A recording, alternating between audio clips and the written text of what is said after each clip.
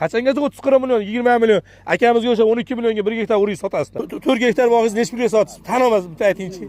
100 millionga bormaydi. 100 millionga bormaydi. Hoshtaqa 4 gektar. Foto bor, boshqasi bor, bu chiqib ketadi. O'shancha Hoshtaqa 1 gektarda hech bo'lmasa 300 million, 400 million daromad qilinglar 1 gektarni. Hoshtaqa o'tgan yili mana shu bola, men sizga aytaman, 1 gektaridan 6 tonna shoptoni 40 mingdan. Necha pul bo'ladi? 240 million. Mana daromad. Gap qayerga ketyapti? U birinchi yilda o'zida. Ha bu endi Xudo bersa bu do'stimiz yana hozir 500-600 gektar bog' qilyapti. Daromadni his qildi-da.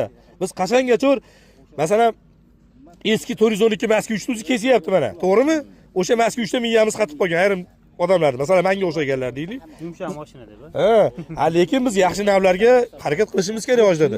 Lekin savdogar O'zbekistonda mahsulotni olib borib harakat qilyapti.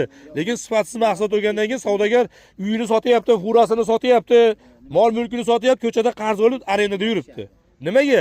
Sifatsiz mahsulot ko'payib ketdi O'zbekistonda. Bu to'g'ri tushunadi dehqon buvalar.